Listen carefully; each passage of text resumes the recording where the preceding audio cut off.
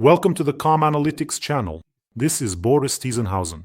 Today is the 22nd of August. There is a lot of interesting news in this issue. It turns out that Greta Thunberg was found, but in a place where she least expected to be. How and why can't she find Russia on the map?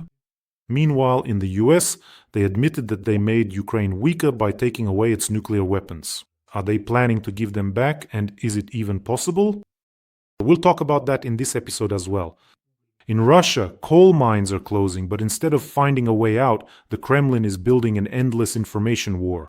The ideologists have received new guidelines, so now there's a plan laid out until 2050 for how the Russian Federation will isolate itself. Europe is ready to boycott the parade in Beijing just to avoid sitting next to Putin. Meanwhile, in Russia, far fewer people are signing contracts to go to war, even though they're offering more money. So, we'll talk about this and more, including how Trump is proposing to enshrine the law of the strong in the New World Order. There's going to be a lot of interesting stuff. So if you're new to this channel, make sure to subscribe so you don't miss the next episodes. Well, while Vance, Rubio, and Witkoff are preparing a meeting between Putin and Zelensky, we've had a few interesting global news stories come up here. Greta Thunberg and nearly 200 other eco-activists blocked the road and sea routes leading, where do you think?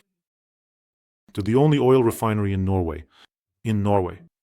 And so, here's a quote. "We are here because it is absolutely clear that oil has no future.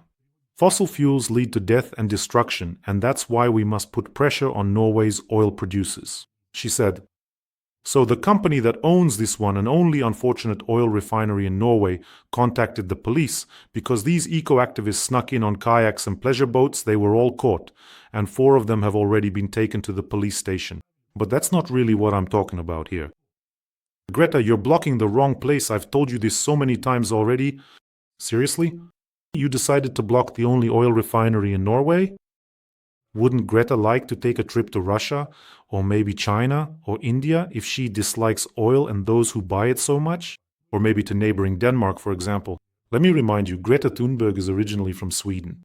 In neighboring Denmark, with just a few hundred activists, you could completely block the Danish Straits, and then, Greta, hundreds of thousands of tons of that bad, terrible, frightening oil you dislike so much, carried by old, rusty ships, tankers from Russia's shadow fleet, would be stopped.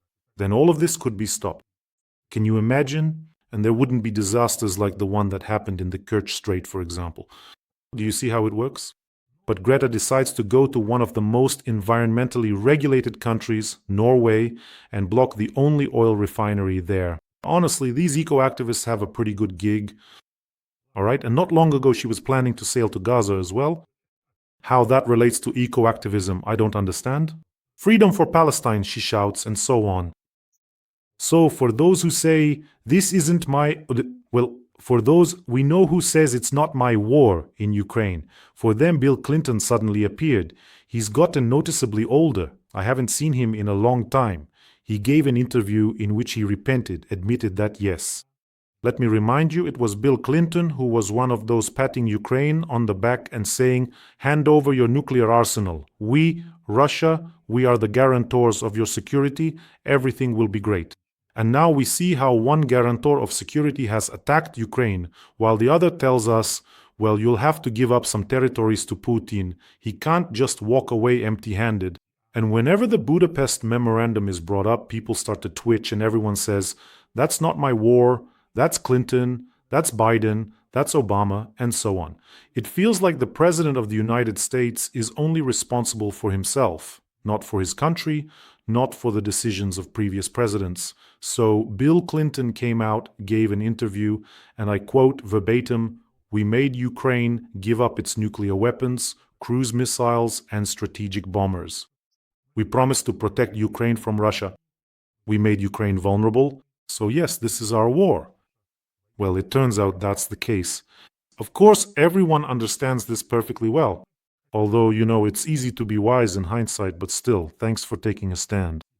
I'll add that not only were they forced to give up nuclear weapons, but now they're also being partially forced to give up territory. I think Ukraine will draw all the necessary conclusions for itself. More precisely, some of us have already drawn these conclusions regarding security guarantees and all that. And that the only real security guarantees can be those very nuclear warheads, or Ukraine joining a powerful alliance that includes nuclear states. And let me remind you, Ukraine did the impossible. Ukraine, in the very first days, stopped this massive Russian force who thought they would just march into Kyiv in columns as if on a stroll. A few days later, there would be a parade. They even brought their dress uniforms. Ukraine showed the whole world that even when facing an enemy who outnumbers you and has more equipment, you can and must fight, especially if you want to preserve your independence, your statehood, and your sovereignty. That's why I want to remind our warriors and medics that we are currently holding an important fundraiser for the 1st Medical Battalion, for the 1st Medbat. Medics who save lives, hundreds of lives on the front lines, saving our warriors, our heroes. Not only the soldiers, but also civilians, because as we all know, Putin likes to strike civilian targets as well, and he especially likes to hit residential areas at night. That's why this fundraiser is for our medics who, without regard for their own safety, carry out their combat missions. We are raising funds for the MAL. The MAL is a ground-based drone with airless tires. Essentially, it's an all-terrain vehicle with an armored capsule. In other words, it can reach places under fire, places with shrapnel, places where there are drones. It gets there. A wounded soldier can and should be placed inside the capsule, and the MAL will evacuate him to a safe area. So this is a real investment in saving the lives of our heroes. That's why I'm asking you to support this fundraiser. Let me show you a video of what the MAL looks like. And this request came directly to our channel and from the 1st Medical Battalion. Let's take a look. Evacuation. One of the toughest challenges on the front today. Together with Boris Tizenhausen's channel, the 1st Separate Medical Battalion is raising funds for ground-based unmanned systems for evacuating the wounded, the MAL. Your 100 hryvnias can save a life. Thank you all for your support. You can find all the links to this fundraiser in the description of this video. You can also find them in the first comment. There's Mono, there's Private, and PayPal. For those who want to help from abroad, I see all of you, and I sincerely want to say a huge thank you for helping Ukraine for, as in this case, literally saving lives. If you're watching this not on my channel, which happens, as different channels sometimes repost my videos, you can use this QR code to go directly to the fundraising page. Let's support our 1st Medbat. And well, how can I not recall the words of Trump's special representative for Russia, Steve Witkoff? Lately, I keep remembering them all the time. That Russia, the Russian Federation, ultimately decided to make a relatively small concession for us, the international community, and chose not to fully occupy all of Ukraine, its sovereign territory, which was a significant development in the ongoing conflict. And then there's Zelensky, who was in Washington. He showed Trump a map saying, look, in 1,000 days, Russia has occupied less than 1% of the territory. And as for Witkoff, for some reason, he has this truly remarkable gullibility. Yes, Witkoff, an amazing ability to soak up Russian narratives like a cotton sponge and then repeat them, including in various interviews. Just remember his interview with Tucker Carlson, where Witkoff says, well, there were referendums there was this, there was that. So is it an amazing ability due to stupidity, misunderstanding, or is there some other reason? Write in the comments what you think about this. What exactly did Witkoff get so well trained in? So Russia promises not to occupy all of Ukraine. Witkoff said that's their concession. So the Russian Federation is making us this generous offer like, come on, just leave. By the way, they're already keeping quiet about leaving Donbass. I don't know what they're planning there, because for Putin to give up his demands so easily, 4 regions and Crimea, that's unusual. Something strange is going on. They're either stalling for time, which is more likely, because even Europe doubts that they really want negotiations. But I think they're just buying time until the rains come. While there's still a chance to advance, they'll keep pushing until mid or late October. And as long as Trump isn't imposing sanctions yet. Now he's just talking a lot, and soon everyone will forget about the word sanctions altogether. But about these generous concessions, why were they being so petty about it? They should have just sent Medvedev out with threats. He could have said something like, I don't know, Russia promises not to occupy the entire universe. Just give us all of Ukraine. Why settle for less? I mean, Macedonsky's ethanol tester could tell you even wilder things. And I'm sure Witkoff would have believed it.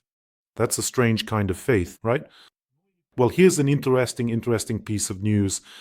In September, there will be a parade in Beijing to mark the anniversary of the end of World War II. And for Xi Jinping, this is an important event, truly important. But here, Putin messed things up. European ambassadors might not show up at this military parade in Beijing celebrating the anniversary of the end of World War II simply because Putin will be participating. So Putin is like, a drunk bum. You have to walk him home, but everyone avoids you because, well, he smells bad. But it's not you who smells, it's him. But you still have to take him somewhere. So Putin is that very same drunk bum. So yes, and I think Xi Jinping won't like it much that Putin is so toxic that wherever he shows up, representatives of European countries prefer not to be there. Let him ruin the celebration. Let everyone know that until the end of his days, Putin will now be toxic scum, unless he ends up in The Hague sooner. And then, who knows, maybe he'll do something to himself in his cell. Or maybe he won't end up there. How would we even know, by the way? How? How will these lackeys scatter really from those bunkers? How many of them are there? Where are they hiding? Who's flying where? How are we supposed to find all this out? But even Russians in the comments under my video, where I talked about Putin in Alaska, even there, Russians are saying, well, something's off. Well, they start the gold-toothed crowd. Well, the gold-toothed are the rich ones usually, and then the rare-toothed crowd starts up, and they themselves are writing, doubting, like, what is this? What kind of Photoshop are you showing us? I say, go watch the footage from Alaska yourselves. What is this? Who is that? What kind of freaks, mutants, and big heads have run loose from your Kremlin over there? Right, there has never been a deficit of this scale. This is about the Russian economy. Looks like I underestimated the speed of the decline. There are new statistics. In the budgets of Russian regions, a 400 billion ruble hole has formed in just half a year. It's growing rapidly. Economic slowdown, a sharp drop in profits, factories shutting down, and of course problems with exporting coal, grain, metals, in short, everything all at once. Thanks to Putin for that. And last year, the first half of the year, that was war. In the first half of last year, the regions ended with a surplus of 855 billion. But this year, they've already slipped into deficit in the first quarter. Can you imagine? So there's a very serious imbalance happening there. In the Russian Ministry of Economic Development, or whatever their equivalent is called, they've classified a third of the economic indicators so that it wouldn't be visible just how fast the Russian economy is rushing into a giant, so to speak, yellow cave. The Kuzbas region has become a zone of budgetary disaster, where coal companies have accumulated more than 100 billion rubles in losses. Well, 50 mines and open pit sites have stopped operating and are on the verge of closure. What other industry hasn't Putin ruined yet? Go ahead. Well, the only thing is, yes, everything is for the military-industrial complex, everything for the front. And as for Russians, sorry, you'll just have to make do somehow. By the way, friends, don't forget to subscribe to this channel. A little bit of extremism in life doesn't hurt. Well, according to Russian propagandists and various Russian security forces, that's extremism. If you criticize Putin's actions, the war, and everything that's happening, well, if you don't like it, then you're an unfinished extremist. I'll probably even have a certificate soon. Russians are stopping signing contracts to serve in the armed forces of the Russian Federation. The recruitment rate has dropped to a 2-year low. In other words, it's hard not to notice this now. 40,000 fewer people signed up in the first half of this year compared to last year. And that's despite the fact that the amount of money keeps increasing, and to go off and die ingloriously in the war, they have to pay more and more.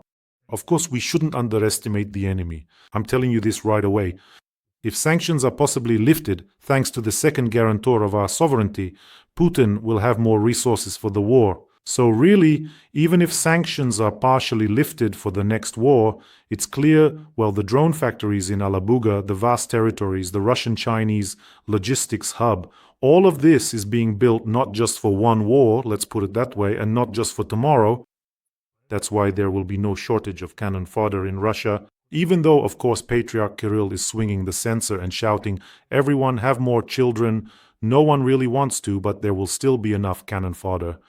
So if they just need to toughen people up from the cradle, which, by the way, is exactly what they've started doing in Russia, there will be more on that a bit later. And the closing off of the information space is also part of the preparations for a new war. It's a way of creating the desired reality inside Russia. However, there's a sense that the more Russia closes itself off, the tighter they seal the lid on top of Russia, the more powerful the explosion from within will be, and it will splatter these sour cabbage soups all over the filthy kitchen. That's the feeling anyway, and Putin is the architect of all this. He still doesn't understand. And the Kremlin too. That's what I was talking about. Why is the lid being pressed down tighter and tighter? The Kremlin has ordered state propaganda to prepare for an eternal information war with the West. So, one of the key ideologists of propaganda, Sergei Kiriyenko, the first deputy chief of staff of the presidential administration, who is responsible for domestic policy, has declared the continuation of the course toward aggressive propaganda targeting Russians. In other words, according to him, Russia must now counteract the information war that is supposedly being waged against Russia by Western countries. Who even needs you? I don't know, maybe just to visit like you would go to a museum of curiosities, maybe come and see, take a ride on some armored train just to see how not to live. Is that even possible? But really, who actually needs you there at all?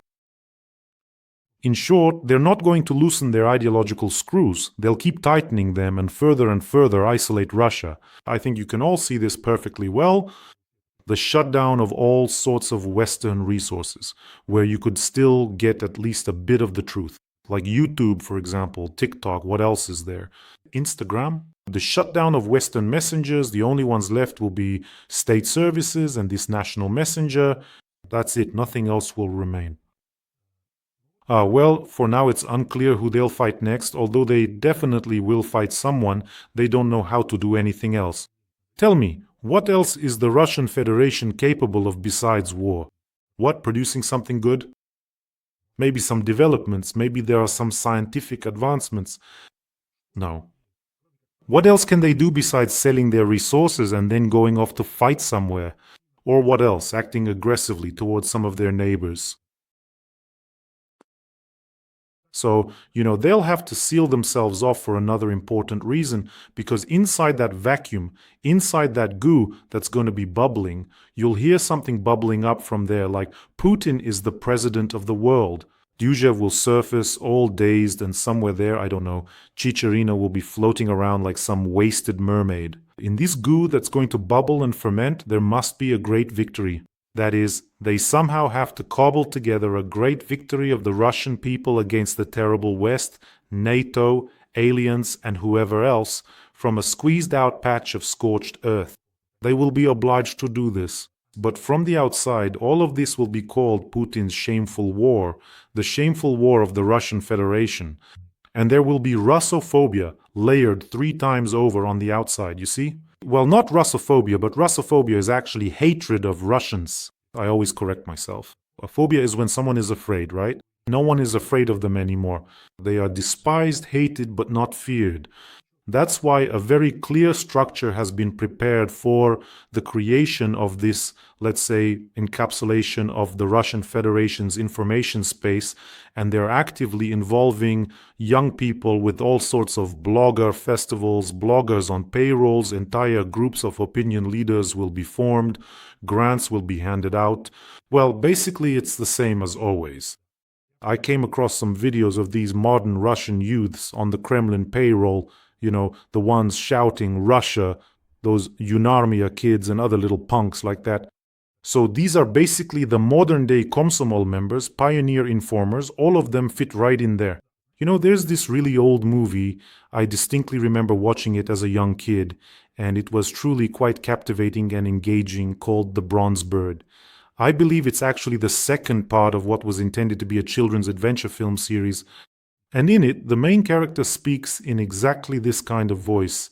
You know what? You and I will go there, and so on. In Soviet movies, there are these obnoxious kids. Why are they so obnoxious? I don't really know. Like, his hair is always so impeccably neat, and his facial features are quite proper, and his voice is remarkably clear, but there's just something subtly off about him. Something that is kind of annoying. You know exactly what I mean. And then it turned out that this particular kid, the one who played that young, impressionable guy, he eventually became the notorious leader, well, the undisputed head of a very dangerous criminal gang. They were deeply involved in numerous murders and other illicit activities. He was later killed. So basically, I didn't like him back then. Or was it someone else? Tell me, are we going to deal with all of them now like God did with the turtle? Yana Poplavskaya? Remember, Little Red Riding Hood skipping around. Well, now she is actively supporting Putin, extremely actively, in the most disgusting way possible. Just like in childhood, you see, those first impressions really do matter. Basically, the propaganda machine will have everything. Pioneer informers, bloggers, Instagram. Well, how about that? They won't have Instagram, they'll have their own platforms, their own iPhone killer, YouTube killer, some kind of tablet killer, killer of something else. So they skillfully create killers, but these killers end up killing themselves. Billions of Russian rubles are siphoned off for the development of these platforms. By the way, the YouTube killer project was scrapped and never launched. Like I said, it turns out to be a suicide. So in general, we understand that they plan to fight for a long time and they intend to isolate themselves harshly. And where will they go next? Good question. I've said many times that trying to invade Ukraine a second time, well, no, that's not going to happen. Putin might not survive such a disgrace this time. Although, who knows, maybe he did survive, maybe he didn't. They'll need a small victorious war, so, well, there aren't many options. So those who aren't in NATO, as they say, get ready. You have to understand here that he's completely out of his mind. So get ready, form regional alliances, support each other, make peace, and unite against Putin's Russia. Take care of yourselves, friends. Take care of your loved ones, and subscribe to this channel. And let's support the fundraiser for our pure, bright, and brave medics from the 1st Medical Battalion. Wishing us all a peaceful day, and of course, glory to Ukraine.